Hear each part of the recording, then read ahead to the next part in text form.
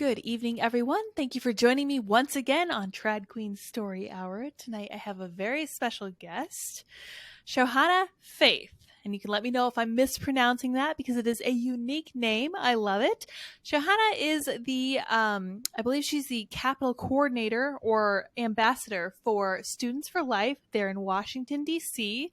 What have you been up to, Shaohannah? What have you been doing lately? Yeah, so thank you so much, Lydia. I'm the Capital Area Regional Coordinator for Students for Life of America. We've been doing a lot reaching the pro-life generation, changing hearts and minds on college campuses, and just doing outreach in the nation's capital and helping and starting a conversation about the life issue, and doing a lot of work in the legislative field, but also in engaging in the battle of culture on college campuses. It's Wow. That's awesome. quite the challenge. So I'm very impressed that you're taking this step because it is hard. So have you been making positive steps forward or has there been a lot of pushback lately? There's definitely been a lot of pushback. After Roe v. Wade was reversed on June 24th last summer, we saw a lot of violence from the pro-abortion side that we've never seen before. We've seen a lot of free speech issues on college campuses with students being trying to get them to shut down.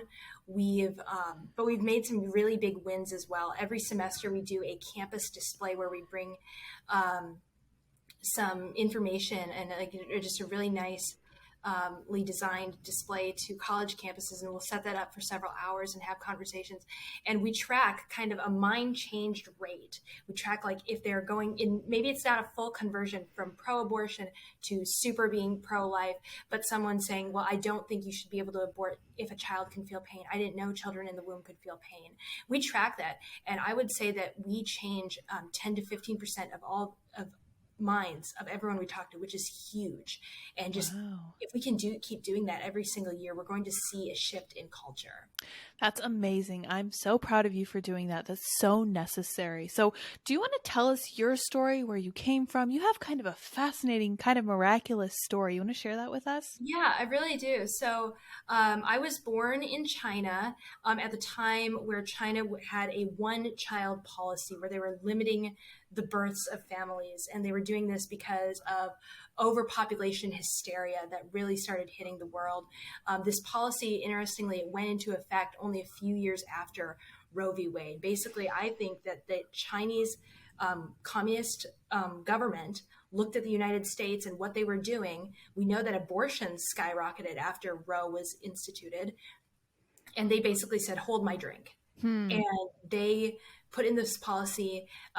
We don't really have numbers because there wasn't a national reporting law at the time. But the Chinese Communist Party, they brag that they prevented, i.e., ended 300 million births. And there were children at the time who were being born and were being thrown into the garbage, children who were being abandoned and basically eaten by wild animals or insects. And I was one of those children who was left in a box in a market when I was very small, and I was in an orphanage. I was adopted as a toddler. So that's my story, is surviving China's one-child policy.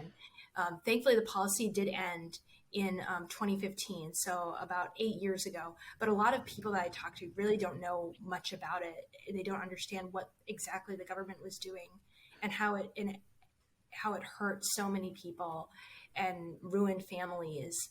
And it really, hurt traditional Chinese cultural values, these values of family. And it has caused them to have a lot of issues with their own current population because China is a very male-dominated society. So they're having a lot of issues with that now.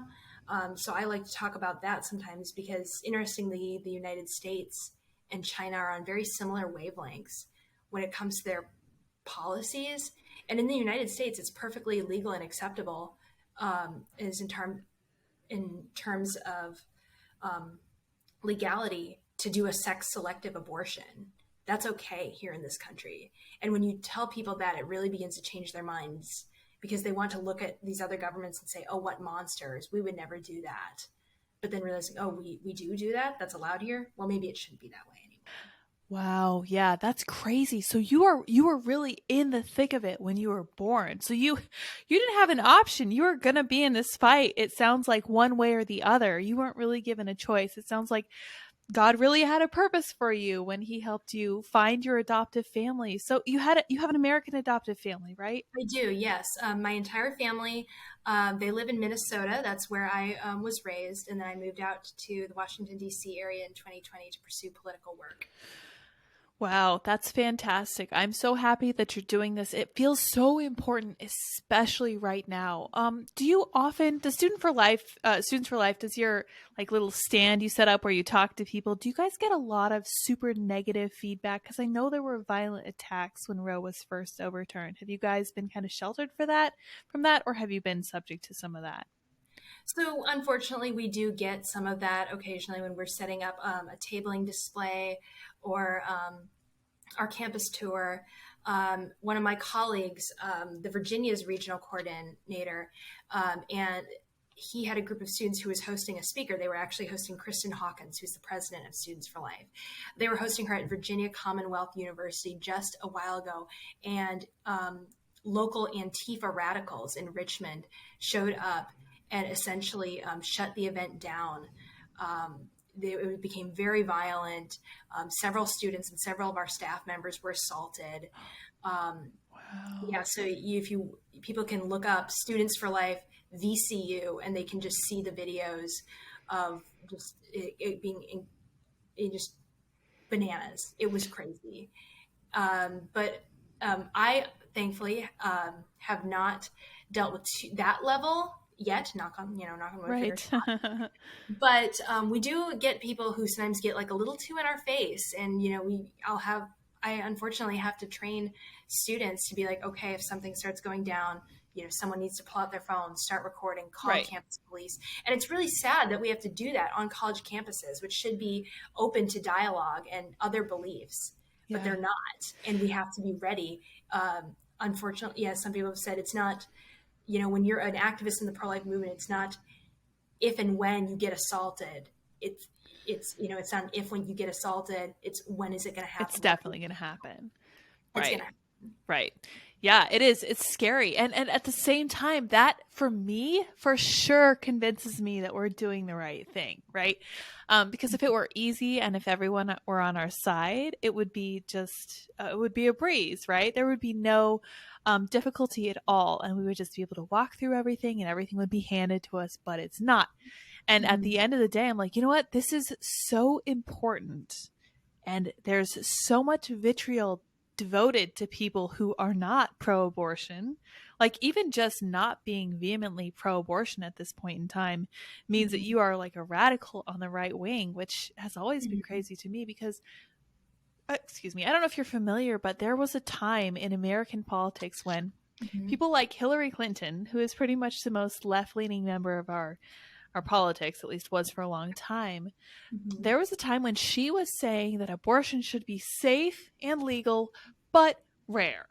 Mm-hmm. And now that has been completely turned on its head. Like, it's incredible to watch them say things like Ralph Northam in Virginia saying, what happens. This man, I use the term very loosely, he was a pediatrician, right? And he sat there and said on this radio show that if there was an abortion that failed, if a child was delivered, that this child should be set aside and that the mother and the doctor should then decide what to do with it. Like, that's actually post-birth abortion, which is something that Mm-hmm. I think that 1990s Democrats would have thought was so far beyond the pale that it would never happen. But here we are. And people are so very, very committed to the idea of preserving some non existent right to Mm-hmm. abortion that they are willing to defend even that. It's truly troubling. So, what do you think our stance on abortion right now says about our culture? Is it indicative of some huge sickness? Is there something we can do to fix it? Yeah. So yeah, I think you're exactly right. We're past the days of abortion advocates saying safe, legal, and rare. A lot of times, there's a lot of groups I see if we do an event in front of the Supreme Court, protesters will show up with these giant green banners that say abortion on demand and without apology. Mm-hmm. They're saying, we're destigmatizing it, we're normalizing it. And I think, it says a huge message about our culture that we have mass groups of people that not only want to say, oh, this is something, that should be so rare, that should only be used in these certain cases, that they're now saying, no, we need to destigmatize it. We need to normalize ending the life of your child whenever you want to, which is really, sickening. And for, I think, a lot of people, it's turning them off to the leftist message, which is a good thing. Right. And it's giving them this, they're saying, wait, that's not true. And the idea that, going back to it, the idea that you could end your child's life for any reason, whenever you want, sounds like something people would be doing in pagan times, in, ancient civilizations. Yeah. And it's really is this culture of death that we're starting to see trying to make a comeback. And I think, we need to have we need people to stand up, a lot of people to take a stand and say, no, this isn't right. And we need to return to a culture of life, a culture that values life and works to, protect it, to protect that child that is born alive after a botched abortion. It shouldn't really, you shouldn't need too much of a backbone to stand up and say that. But unfortunately, that's what we're seeing today is people who are really scared and they think they shouldn't have, a voice in this fight, but we need everyone to do that. Right. Right. I find that even for me, I'm probably one of the loudest pro-life voices among women my age that I see much of, besides, like Lila Rose and people like that. Kristen, however you pronounce her name, is a wonderful role model for me because she's great. She's like a maternal figure who has all of the information at her fingertips, and she speaks very compellingly because this is something that's so deeply important to her. But then when I stop and I think about it, I'm like, this shouldn't be unusual, right? You shouldn't be unusual. I shouldn't be unusual. This should be very common for if we truly, value women doing what they want to do. Women should have every conceivable right to be as pro-life as humanly possible, right? But we don't. There's a built-in, kind of baked into the cake understanding with leftism and with feminism that women should only be speaking their minds if it falls into the left-leaning path, right? So you should be a feminist, you should want to work, you should be against women who don't want to work outside the home, you should eschew motherhood, you should eschew all kinds of these basic traditional principles that are founded in Judeo-Christian understanding of the world. Do you think we need a religious revival to really make the cultural changes to stop abortion? I think in a way, I think, yes, I think that there is going to, if we need a change of heart as well. We need to have that heart change. Now, I do know a lot of people who would say that they are secular or not identify as non-religious or, identify even as atheist who say they are pro-life and against abortion because they say you don't need to be religious to be against killing a child. Right. And I do think that is true. I think that we can defend the pro-life position from a non-religious standpoint, merely on the basis of what we know about science, what we know about fetal development, and that one can make that case. But I do think personally that does only take us so far, that we do need, for some extent, because you've got to think about it. You have a lot of this. Sometimes you see apathy. I see apathy on college campuses from students who say, well, yes, that might be a baby. Yes, that might be a human being. Yes, that is, human life. That is a human person, but I just don't care. There is a lack of values. And until we have a return of morality and moral traditional values of right and wrong, and that murder is wrong, I cannot change that person's mind just from a philosophical argument alone. Sometimes I can, but sometimes I see that person, I'm like, I can't, it's like, only God can help you at that point. Yeah, for sure. Well, that's true. That's technically correct. I know sometimes only God can help you is kind of like a hyperbolic statement, but in this instance, I think it's entirely correct. So I talk about this a lot. I don't consider myself truly religious. I would call myself maybe agnostic at this point. Like, I completely understand the importance of faith. I was raised in a religious home. I was raised in a Presbyterian home and raised with very good principles and values. I've never been on board with abortion. I've never been on board with any of the left-wing claptrap. But at the same time, the way I was coming at it was sitting in my anatomy and physiology class, listening to my Mm-hmm. instructor, whose political affiliation I never learned, talk to us about where life begins. And I was just like, yeah, this is completely tracking with everything that I understand about, Mm-hmm. where life starts. Where else would it begin other than the union of sperm and egg? And I was just Mm-hmm. like, I mean, you can look at the entirety of a pregnancy. You have 9 months to look at, right?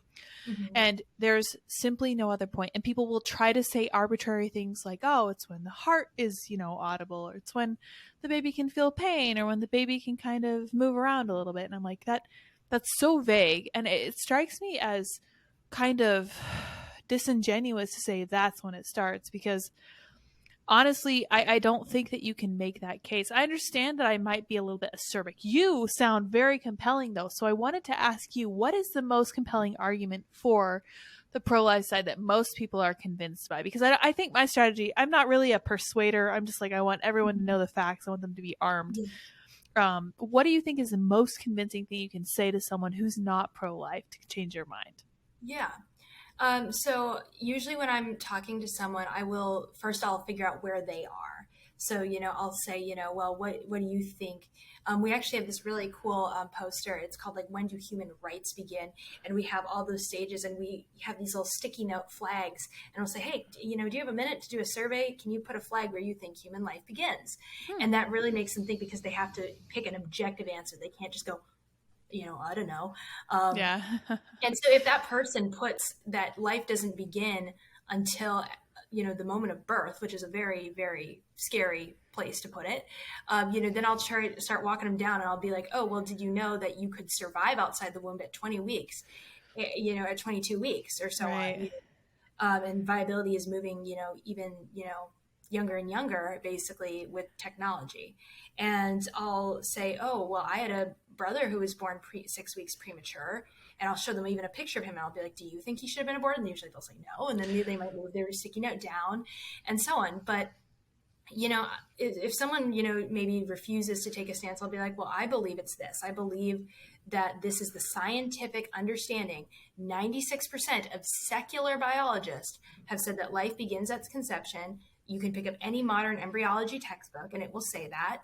And just I'll be like, hey, I'm pro science. This is after all the side that love wanted to tell us all during COVID, follow the science, right? Right. You throw that back. I throw it out. I'm like, hey, I follow the science. If you're, then the burden of proof is on you to prove to me that I shouldn't be following the science here.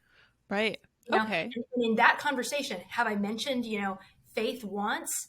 Have I mentioned, Right. old religious rules made by old white men once? No. And it really like kind of strikes them. And I love to go on campuses, secular campuses with it, because, they see someone who, like me, who is, a college educated woman, considered woman of color, who is telling them, follow the science and be pro-life. Pro-life is pro-science. And that, it blows a narrative apart. That's so great. I love that, because you're kind of combining the two, because you're actually Mm-hmm. looking at, what people think of science, and you're kind Mm-hmm. of you're kind of dismantling their thought process, which I really Exactly. respect. Right. Yeah. And that's what I was learning when I was sitting in A&P. I was like, I already know my stance on, abortion, all that stuff. Don't know Mm-hmm. what my anatomy and physiology professor, I went into it thinking, I'm going to be completely objective and just be like, okay, Mm-hmm. well, we'll see what he says. If he says something different, I'm going to learn about what he says, because I think he's Mm-hmm. going to be wrong. I'm going to disagree with him, but I'm going to need to then figure out why. But what I Mm-hmm. ended up learning, and what you're saying about embryology textbooks and all these scientists agreeing with you, is that Mm-hmm.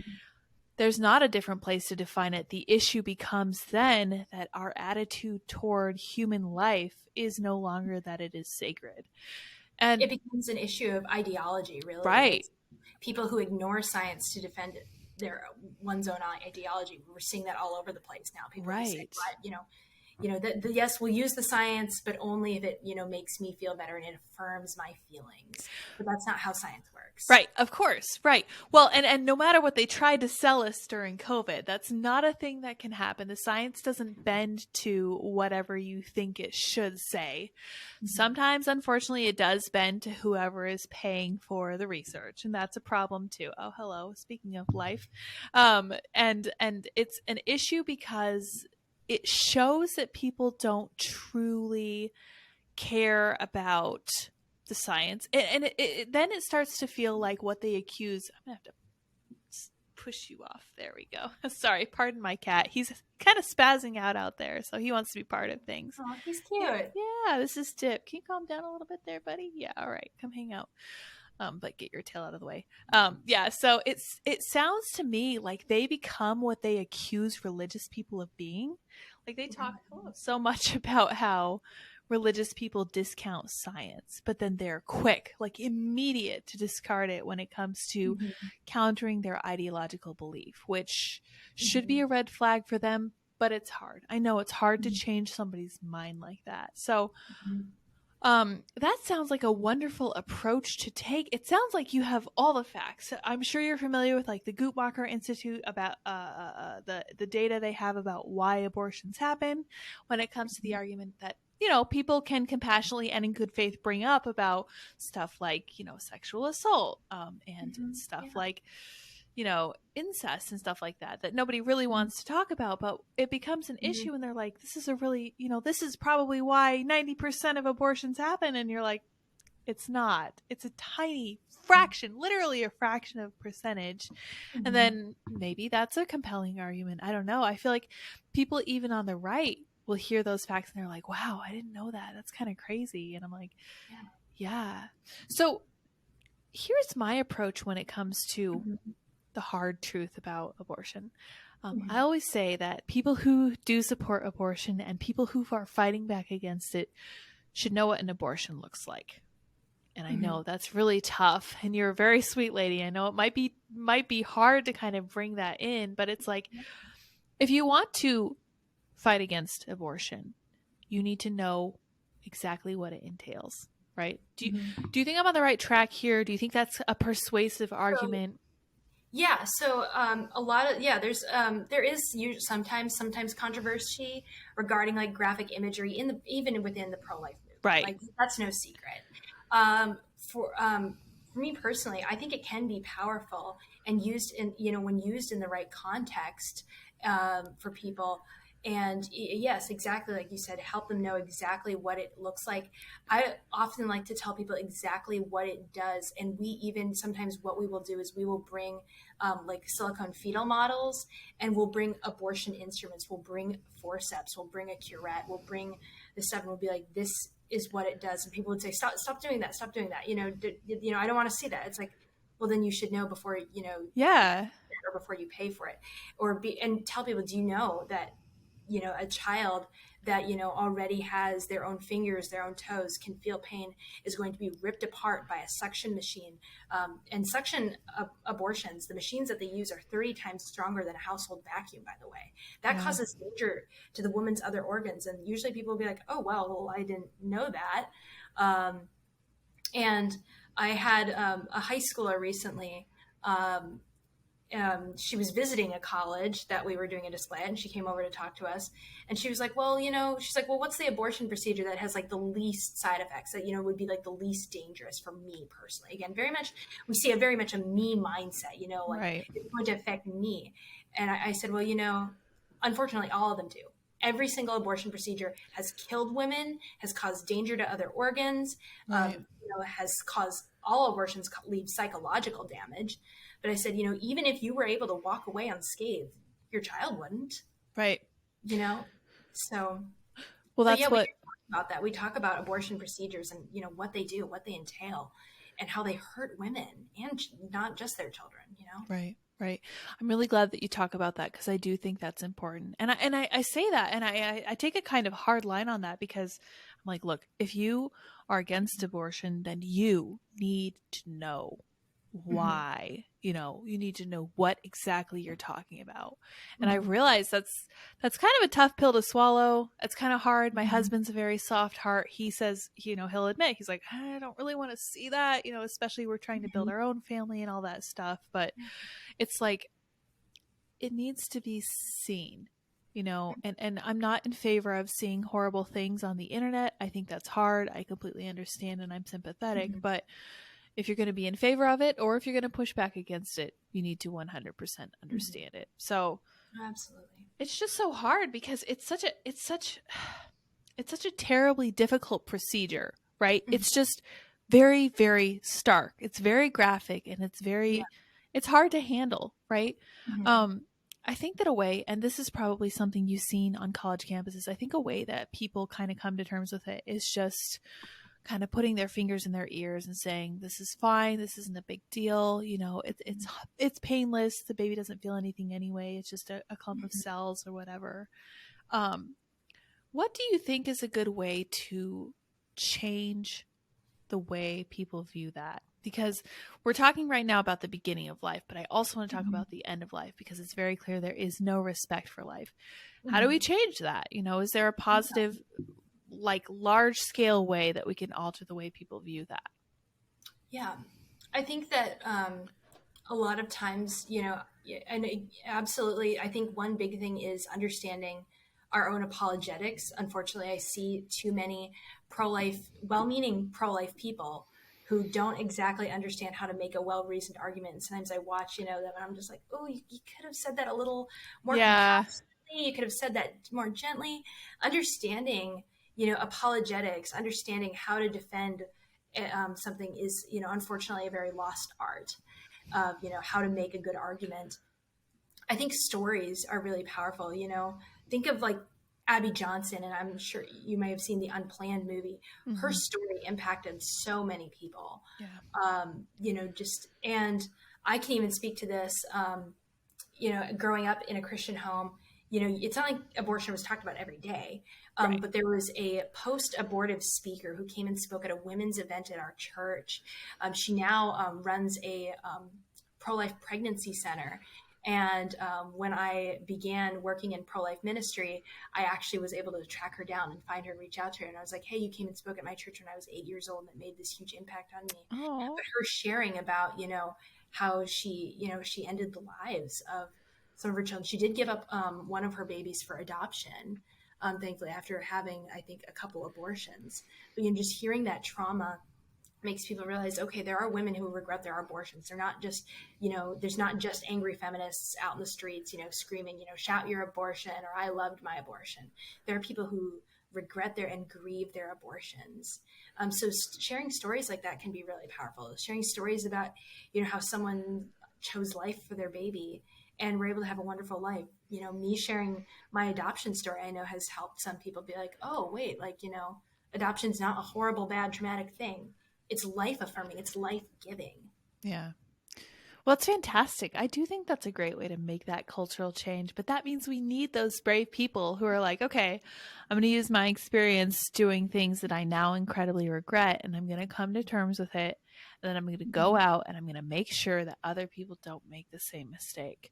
And I think Mm-hmm. what we see with a hardship, with like a moral question like abortion, is that it presents people with this fork in the road, right? Mm-hmm. So Abby Johnson, she Yeah. could have allowed her experience to make her entrenched and bitter and angry and defensive. I think that's kind of what we see with a lot of these super blue-haired, off-the-wall protesters who go out there and say things like, you know, there was just this example of a lady who had strawberry jam in a napkin, and she's talking about all this crazy stuff that I don't want to even rehash because she was acting in such a way that it made me think, after I watched this ridiculous display of lack of compassion and just, Mm-hmm. outrageous hyperbolic language, I was like, that person has done something that they regret and they don't know how to come to terms with it. And I feel like our culture has failed people because it doesn't teach people how to handle guilt. It just tells Mm-hmm. them that guilt is bad. And Yeah. at the end of the day, guilt exists for a reason, right? It's not Mm-hmm. fun. It's not, it doesn't feel good. But it's there because we need to understand we made a mistake and we need to make amends for it, or we need to find ways to make sure it doesn't happen in the future. So I think that a lot of those protesters and a lot of the people who have a really strong visceral reaction to pro-life speeches are most in need of compassion. And that seems like something that you guys are great about giving, like on college campuses when you have exchanges with people who are mad at you for holding your views, is that you seem super compassionate and you seem like you're interested in hearing what they have to say. Absolutely. There was a tweet from my friend. I consider her a friend. Her name's Kim Iverson. She has a TV show and she's over on Rumble and all this other stuff. And she's a great free speech advocate. But she, after the Florida bill was passed, she said in no uncertain terms, she said, I hope that everyone who supports this bill has a teenager who ends up getting pregnant. And I was like, okay. So first of all, that's a very inflammatory thing to say. That to me sounds like someone who regrets something in their own past, which I won't question because I don't want to be nosy. And if you're not ready to handle it, that's fine. But it sounds like that mindset of life being bad just coming to the surface, because it was so great. She got hugely ratioed because her audience is largely conservative, even though she's pretty left leaning herself. She does like free speech and she didn't like COVID lockdowns. She got ratioed because it was just full of people who were like, hey, you know what? I'm the product of a teen pregnancy. I'm so glad I'm alive. I'm doing great stuff in the world. And then it's, grandparents who are like, my kid had a teen pregnancy and I'm so glad I have my grandchild. And it's just story after story after story of like what you were talking about, where you were adopted and it was hugely positive for you. And the sheer amount of love and the appreciation for human life that I saw in that comment section was so encouraging, because I would have thought that people would have been like, yeah, you're right. This isn't fair. We shouldn't have this 6-week abortion ban or whatever. But it was just people combating this spirit of meanness and, I will say, hatred by just being loving. And I was like, I think that's how you win, right? Absolutely. Because you really don't want to fight fire with fire, especially when it comes to something as inflammatory, for lack of a better word, as abortion, because you just get this entrenched set of emotions that just keeps replaying and getting stronger if you try to do it that way. Now, on the topic of respect for life, at the other end of life, I don't know if you're familiar with what's going on in Canada. I don't know if you're familiar with medical assistance in dying. Right. So how do you guys feel about that? What's your take on that? Are you more libertarian about that? Oh, well, my stance, at Students for Life, we are, pro-life from conception to natural death. Right. I actually, in high school, I worked at a nursing home with people I did a lot of kind of musically therapeutic cool. activities as a pianist for the last, for over 75% of my life has been doing piano. I would do that with elderly people who had Alzheimer's and dementia. And there was one experience that really stood out to me with this whole, because people are like, they'll use words like, well, dying with dignity, and they'll code it, they'll sugarcoat it in this way that makes it sound like if you're not for this, then you're the person who wants to let grandma suffer the rest of her days. Right. But there was this example where there was these two older ladies that I would help them from the time they got up to the time they went to bed.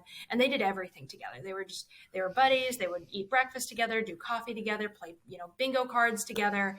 But there was one day that one of them had to go for a doctor's appointment, and her friend was very confused, as you can imagine, with the disruption in her life.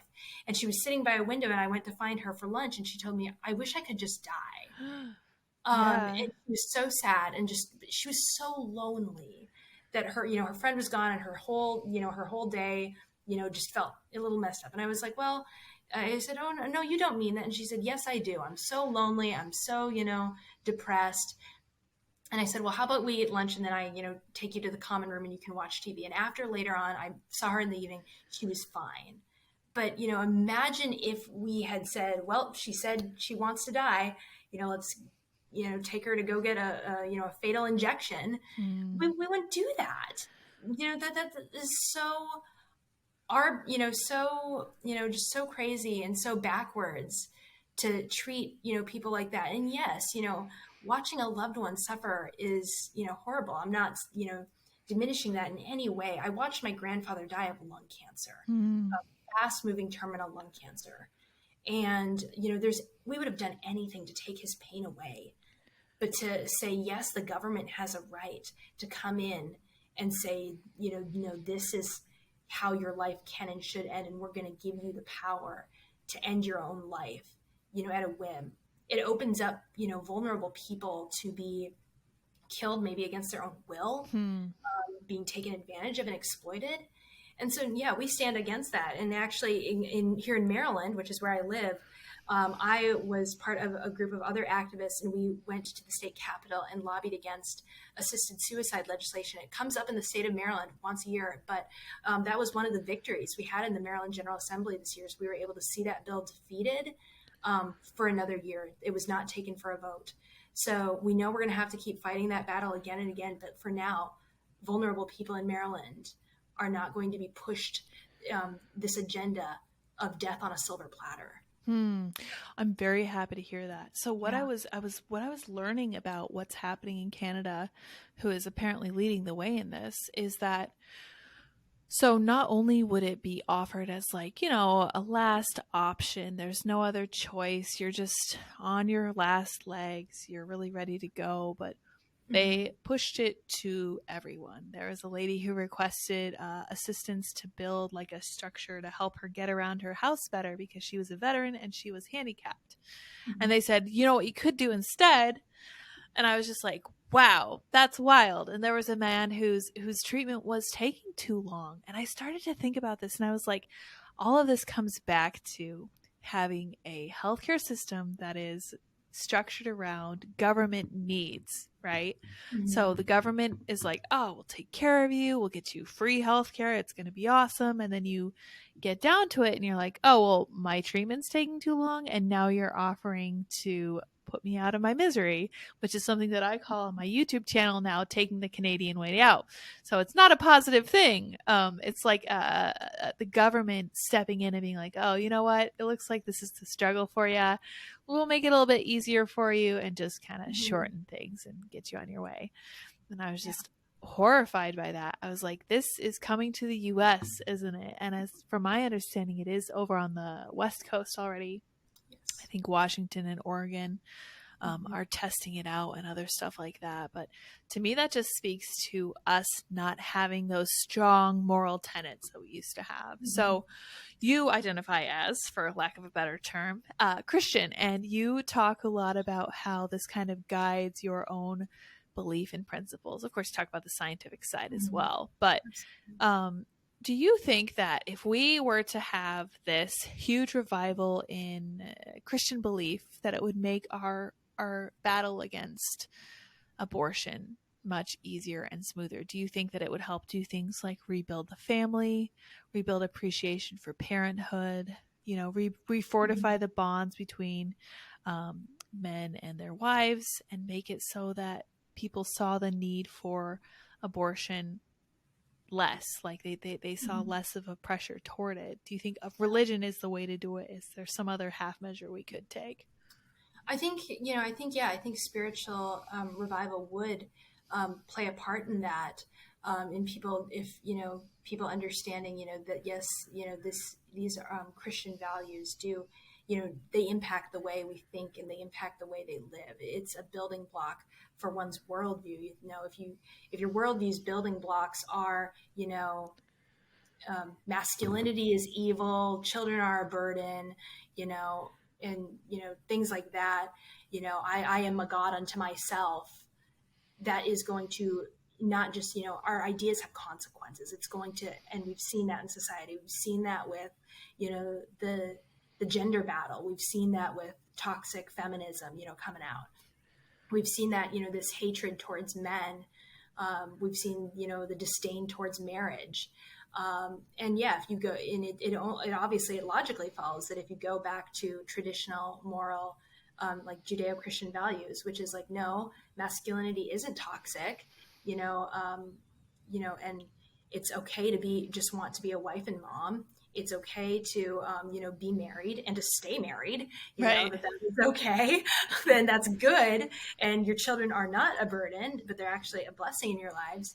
We're going to see, those ideas having those consequences as well, and being a return to, a more functional and less chaotic society. And you're not going to see, an overnight change, but I think over time, yes, you would see this, these ideas coming back. And I think, to some extent, I think that personally, I think some of these far left ideas are starting to backfire on people. There's a lot of common sense people who are like, no, I'm not a Christian. No, I'm not, super, super mega Republican conservative, but I don't like the idea of you telling me, my preschooler, to transition without my permission. Yes, 100%. I think we are starting to see that backfiring on people. So it'll be interesting to see how that plays out in the next several years. But, I think that, that's where our job is, to step into those people who are starting to rethink, maybe I took, maybe I, went down this rabbit hole a little too far, and being like, no, here's a better way. But again, we need to be willing to have those conversations with people who are like, I'm starting to change my mind, being like, yay, that's a good thing. Yes. Come to the more sensible side, right, where we haven't lost our minds. Yeah, for sure. Well, come to the light side. Exactly. Right. It's the opposite of this ridiculous darkness that we see coming from the left right now. One of the things I've been concerned by, because I follow the right and I'm, terminally online, unfortunately, I see a lot of this on Twitter, is where somebody who starts to kind of change their mind and lean maybe a little bit more right than they did before, when they finally do that, which probably took a lot of work on their part, they start to kind of come around, and people on the right were like, what took you so long? Where have you been? You're kind of naive or whatever. And I'm just like, nope, that is not the approach you want to take, right? You want to be compassionate and be like, you want to be encouraging. If I'm starting to open up to someone about something, and if they just, rain on my parade and just stomp out that little bit of truth, then you get turned off by that. Yeah. And it's not just that. You become kind of defensive. You're like, well, it took me a long time. I'm not stupid, but it took me a while because this, and this. And then you're just kind of in defend mode, and nobody wins. You're not persuading anybody that way. So I have to ask, since you're talking about apologetics, did you ever take speech and debate when you were in high school? That's a great question. So I actually competed. I was actually homeschooled growing up. So I competed in a group called NCFCA, the National Christian Forensics and Communication Association. And so I competed in high school speech and debate. And again, just learned a lot about, how to make a good argument, how to persuade someone, how to communicate that with truth and with grace. Because, there is no... you can give someone the truth, but you really can't give them the truth well without love. You have to love on them, yes. Even if they're going to disagree with you at the end of the day. And so, yes, I did do speech and debate for several years. I made some wonderful friends from that. I'm still friends with many of the people from that organization. And just it was a huge thing that blessed me. And I think that I wish that logic classes and, speech and debate like stuff could be taught in more, of our education system, because I think it would help people to understand that you don't just believe whatever a celebrity believes. You need to rationally think through something. And so, yeah, it was a wonderful opportunity for me. That's great. That's fantastic. And I asked because I was also a member of the NCFCA when I was in high school, because I was also homeschooled. Yeah, it was great. Yes. It was really, really fun to do that, because it required you to go in there and be on your guard, and to be kind of paying attention, and to be aware that you're about to be dismantled if you missed anything. I did debate as well. So I did policy debate, which means that you had a partner, right? And then you go in and you go for an hour and a half or whatever. And then you would just take turns trying to dismantle the other person's argument. And you would be able to get them into cross-examination. You could ask them all these questions and kind of pin them on all this stuff, which I really, really enjoyed. Even now, as I'm, terminally online looking at Twitter, I'm like, look, I just really want someone to sit down with the leftists and get them to answer the darn question. Because I feel like they're not really held accountable when it comes to like giving the answers that they just assume are givens, right? So they'll go into an argument with this presupposition, and then you can never get them to change their minds, because no one's ever asked them this perfectly platonic question like, why this or why that or why not this? And they've never been forced to like actually deal with the fallout of their logic or lack thereof, because they're, they have institutional capture and no one's ever going to push them to accountability. And which is why part of the reason I was saying that conservatism is really good for your brain, because you have to logic people. You have to logic people through what you're thinking, and you have to be convincing. Right. And it's very important. So I'm really glad that you did speech and debate, and hopefully you're like this shining example of what it can do for kids. I will say a silver lining to all this pandemic stuff and to all this left-wing nonsense is that more and more people are starting to say public school, not for me, not going to do it. And they're saying I'm either going to go to a private school or a charter school, or we're going to homeschool. In fact, I think homeschooling went from 2% of the population to 7 or 8% over the course of the pandemic, which is just amazing. It skyrocketed. It was awesome to see. Right. So there's a positive, right? So I think it's just going to take a really long time, which I think most people aren't really prepared for. Cultural changes like this take time, and they have to take place on the personal level, which means you can't force someone to do it. You have to persuade them to do it, right? Which means you do have to be compassionate. Yeah. And so I'm really glad to see that that's exactly what you guys are doing. I'm glad it's having positive effects. So how do we get more people to jump on board with this? How do we encourage this kind of bravery?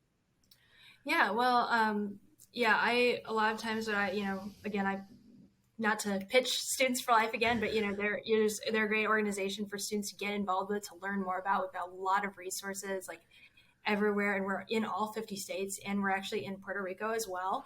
As of this year, we're starting to, we've been branching out. And it's just been, it's really cool to watch students kind of go from being maybe a shy, timid, I think I'm pro-life, but I don't know, to being just on fire. And I can get them set up with a tabling display, and I can almost just walk away because I know that they'll handle all the arguments that anyone can throw at them. And I'm watching them become leaders on their campus. But there's a lot of other, great, student organizations out there as well that are involved in conservatism. I'm sure you know of groups like, Turning Point as well, things like that, and Young America's Foundation. I've worked with students in all of these different organizations as well. And it's, I think it's really great to get young people involved in the conservative movement and help them realize that, yes, conservatism is for young people. The Gen Z is, becoming so polarized. It's great to see, people who are taking a stand and saying, no, I believe this, and it's important enough to me that I'm going to start up a conversation with my friend about it. Yes, that is great. And one of the things that's always kind of bothered me about modern conservatism is that for whatever reason, we cannot find a way to present it in a way that is appealing to young people, when it should be the most appealing thing in the world, because you're encouraging the idea of family, which means that dating is going to be easier for young people, right? You're encouraging the idea of children, which means that if they want to have families, that's viewed as a positive thing instead of a negative. And you're pushing this idea of economic freedom, which is exactly what they want if they're trying to leave home and go out into the world. Pushing the idea of personal responsibility, which really puts them in control of their whole lives, which is so vindicating, right? Yeah. And for whatever reason, conservatism has been viewed as this thing for old fuddy-duddies. And I'm like, no, this literally is giving young people every possible tool they need to make life work, and I think that I'm so proud of you guys for taking the steps you're taking, because it sounds like you're making the positive case for being pro-life and really stepping into conservatism and pushing it in the right ways, and showing people that it's you say that they go from being super shy to being really on fire and being leaders on their campus. I don't know if you went through that same evolution from shy to really outspoken.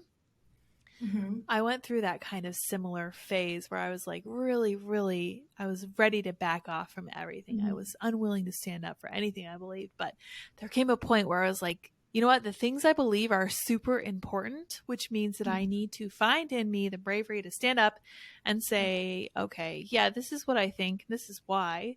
And you are welcome to disagree with me because I'm intellectually tough enough to handle it, right? And I think that, so Do you think that Students for Life, do you think that one of the best things what do you think is the best asset they bring to young people? I'm gonna put words in your mouth.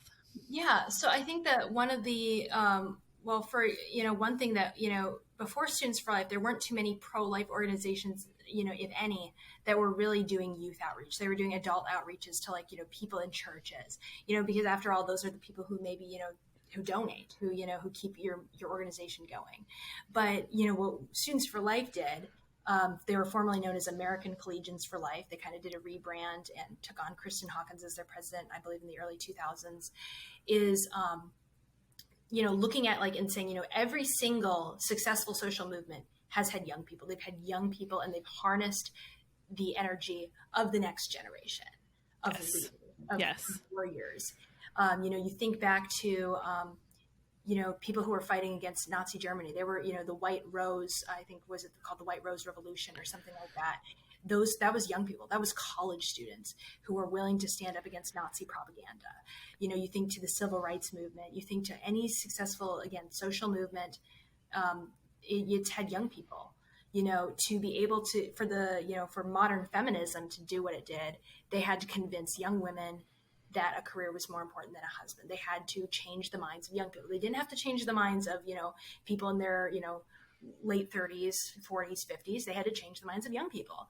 And so that's what we did, is we came and said, no, we're going to take this fight to college campuses. And then by the way, we found a lot of young people who were on board and who wanted that. And so finding young people who are like, no, I am pro-life and I'm willing to do something about it. We said, oh, awesome, join our team, start a group at your school, we'll give you all these resources. And we found, we have over 1,400 groups on whether it be homeschool groups that we work with, college groups, high school groups, even med and law school groups. We're doing it all. We didn't get to that point because, no one was interested in hearing our message. It was because there were thousands of young people across the country who, said, no, this is, I identify this and I agree with this. I'm not, I'm not a snowflake who, doesn't believe in individual responsibility or anything. They're like, I'm a pro-life advocate and I want to be in this fight for life. That's fantastic. And that's so good to hear. And I'm just thrilled to hear that, because one of the things I'm seeing culturally across cultures is that courage is in fact contagious.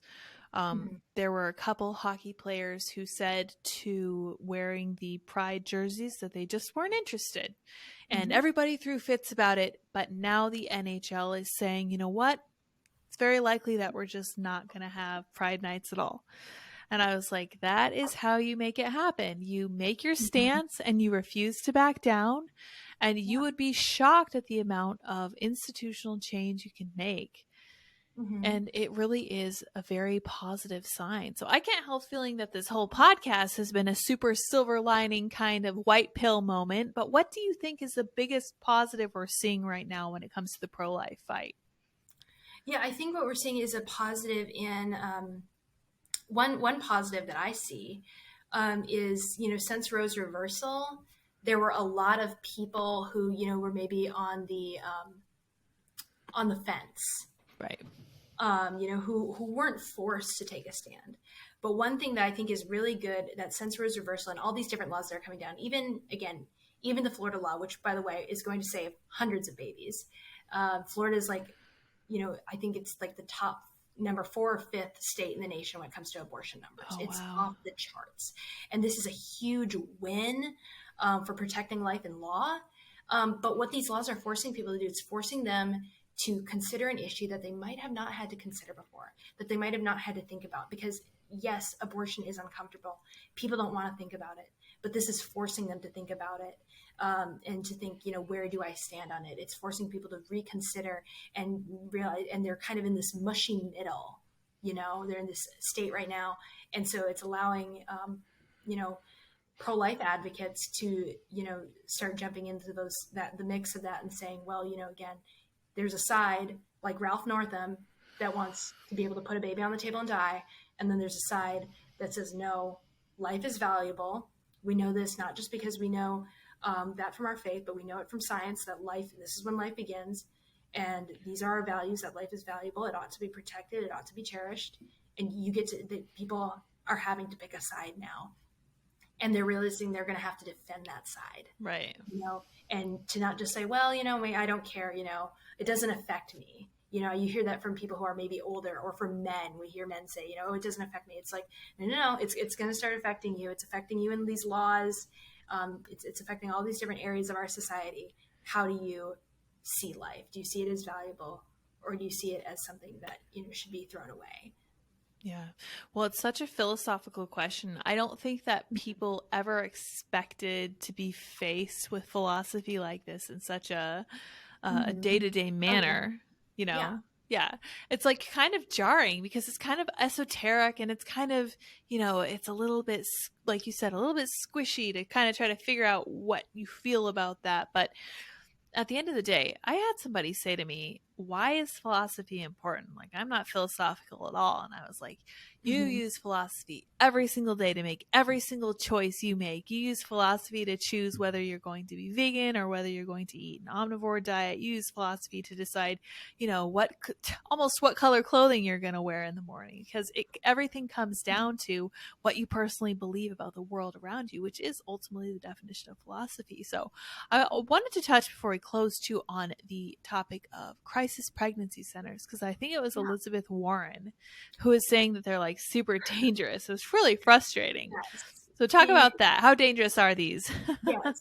So yes, she talked about pregnancy resource centers and said that they're, just kind of, these horrible things that prey on vulnerable women. I would love for Elizabeth Warren to visit a pregnancy resource center, because I've visited several of them throughout Maryland and DC, and every single time I am just impressed with the love and the service that they provide to women. These are, nonprofits that are, going out of their way. The people who run them are either volunteers or are, getting paid pennies and nickels to serve women in their communities, to give them, free pregnancy, STI, STD testing, free ultrasound care. I recently dropped off some resources and some supplies at a pregnancy center. They accepted clothes for kids up till 5 years old. So they are helping people. They're, giving them material assistance. A lot of them give like parenting classes. I talked to one at Shady Grove Pregnancy here in Gaithersburg, Maryland, and she said, yeah, we do pregnancy tests, but we also will give people parenting classes. And she said, sometimes we'll have like a young mom and a young dad. They've never been taught like how to balance a budget, and they're getting to decide how much money they're going to spend for their baby's things. And, first of all, that's, a failure of our educational system to begin with. But there are organizations that are going out of their way to provide help for people and provide affirming alternatives to abortion. But they also help people who are post-abortive as well. Sometimes they have, moms who come back to them and are grieving, and they'll get them connected with, free counseling services, because the abortion industry doesn't care. The abortion industry is going to throw you out after they've taken your money. In fact, just this afternoon, I was looking at this it was a sketchy website for an abortion facility. And they said that you were supposed to like leave your phone in your car. They only wanted you to bring like your form of payment and your ID, which tells me, one, they don't want you calling anyone for help and saying, hey, I could you give me a ride to, a pregnancy center instead? Could you help me figure this out? They don't want them. They don't want them to be Googling other alternatives to abortion while they're sitting in the waiting room right before, in the 11th hour before they end their child's life. But what did they want? They wanted a form of payment. Yep. They wanted your money, whether it be some abortion facilities I've heard for, especially like late term abortions up, right up before the moment of birth, they'll want you to bring hundreds of dollars in cash. Yes. Yeah. It's incredibly scary that they don't want, they're not interested in giving people adoption referrals. They're not interested in giving people physical resources. It was interesting. Kristen Hawkins was on a campus, and there was a girl who kept insisting, Planned Parenthood gives people resources. And Kristen goes, really? You want to call Planned Parenthood? You want to ask them about that right now? And the girl said yes. And so this girl takes out her phone, she dials in Planned Parenthood's number, and she said, Kristen, it's ringing, hands Kristen the phone. Kristen's like, hi, I'm wondering if you give people free diapers and free clothing. And they said, And Are she you had it on crazy? speakerphone, and she said, and they said no, and Kristen goes, "Thank you. That's all I needed to know to make my point." Hangs up. Yeah, it's They true. don't care about women, and so that's I why don't. pregnancy resource centers are so needed. And Elizabeth Warren is a DC elitist, you know, who does not know what she's talking about. And actually, we have an initiative called standingwithyou.org that I'll mention really quick. We have over 4,000 resources on that directory. It's standingwithyou.org. So anyone across the country can go to that, and they can find their local pregnancy center. They can bookmark that tab in case they ever need it, for any friend, across the country. That's amazing. I'm going to put that in the description of this video because that sounds like a really important resource for people. And you're Mm-hmm. entirely correct about abortion centers not caring about women, because one of the things I've been talking about that I'm still like, it's one of those ideas I'm still mulling over, but I think that capitalism, once it becomes unmoored from ethics and principles and values, becomes really a tool for some of the worst depravity in the world. Like, this is one of the things I was thinking when I was watching Matt Walsh's film about femininity, the movie What is a Woman, and I Oh, was is that good? I watching. need to watch it. You must watch it. It's Oh, fantastic. It's yes. really, really great. Yeah, he did a great job. He was very placid. He just asked some questions, very simple questions that they were unwilling to or unable to answer. But what really got me was this one doctor who was saying things about how children should be expected to make these choices. And it occurred to me as I was watching this trans Mm-hmm. person speak, I was like, you know what? This person is making so much money off of every poor, confused child who's making the wrong decision in a moment of weakness, because, puberty is hard, Mm-hmm. puberty is confusing, and adolescence is difficult. But this doctor knows that this will be a patient for life. Okay, they Mm-hmm. are performing this, they're pushing these ideas and they're performing these procedures because it means they will make money for years to come. And I think that this is Oh, part of the. absolutely. Mhm. Sorry, go ahead. I said, oh, absolutely. Just totally agreeing with you Yeah, there. yeah, yeah. Well, I think this is part of the reason I think the left has kind of turned its focus to this kind of gender revolution, because abortion was a huge cash cow for them for a little while, but it's like a one-time thing. It's like a one and done unless a woman goes back again. Whereas Mm-hmm. this gender thing is like a lifetime of just money being poured in, because you Mm-hmm. can't stop, right? Once you make this decision, you're going to be paying for hormone replacement therapy. You're going to be paying for all the medical care necessary to keep you from premature, departing this mortal coil. It's not a positive thing. It's a very dangerous place to be. And I look at that and I'm like, you know what? If I were a super, super, super free market capitalist libertarian, I would say that's fine. That's not a big deal. You should be able to make money however you want, right? Mm-hmm. Absolutely not. There should be principles and there should be boundaries, and it should be like, you know what, Mm-hmm. this is wrong. I'm not going to do it. I don't care how much money it makes me. Like, even when it Mm-hmm. comes to tattoo artists, they'll be like, you know what, I'm not going to put this symbol on your body.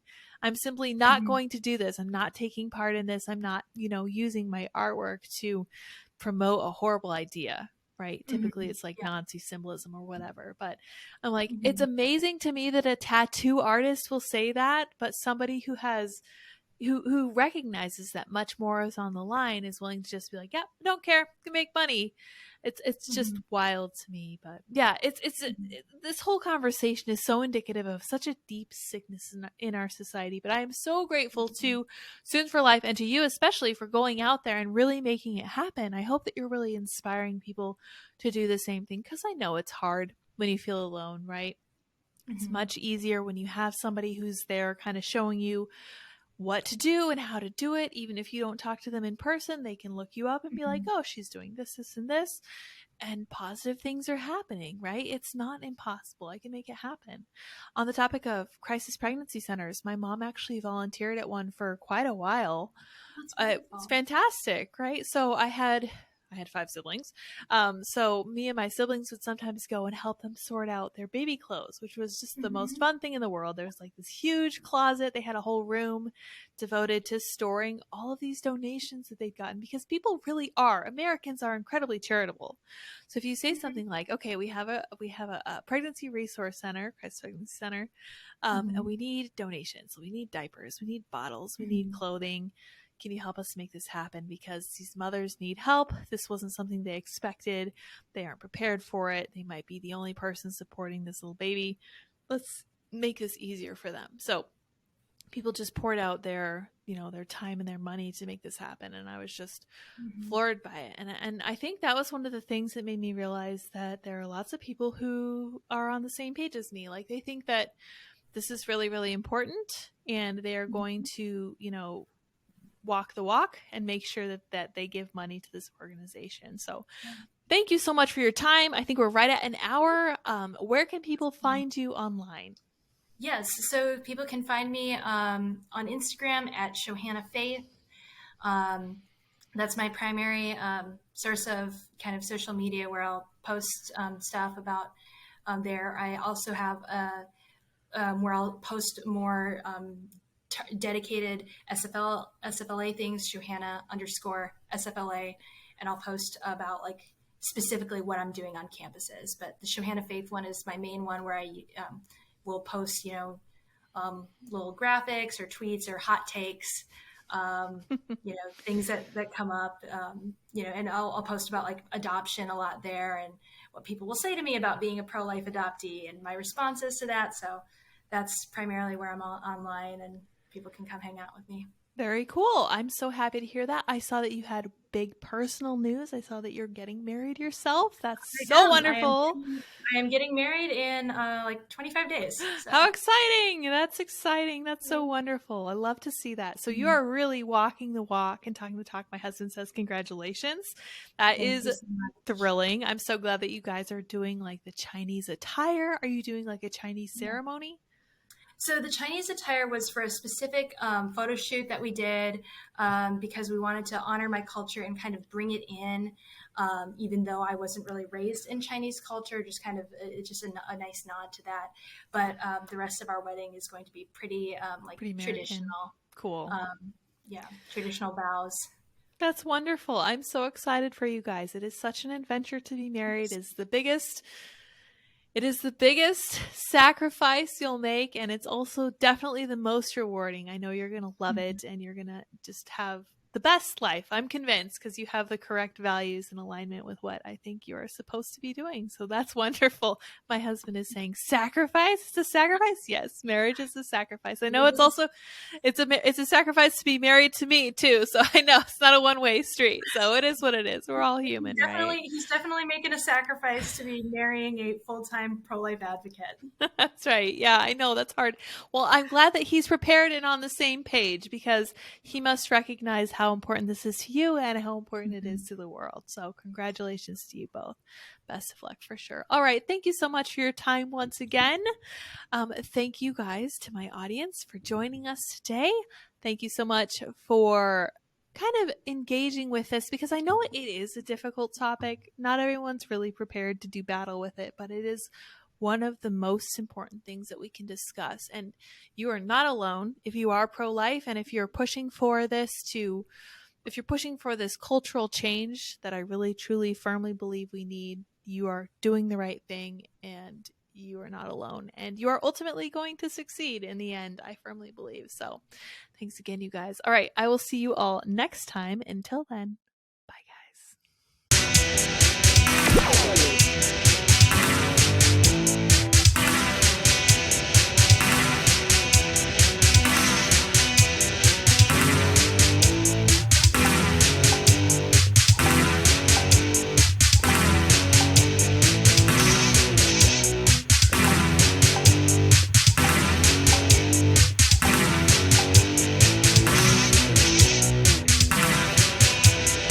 How's it going?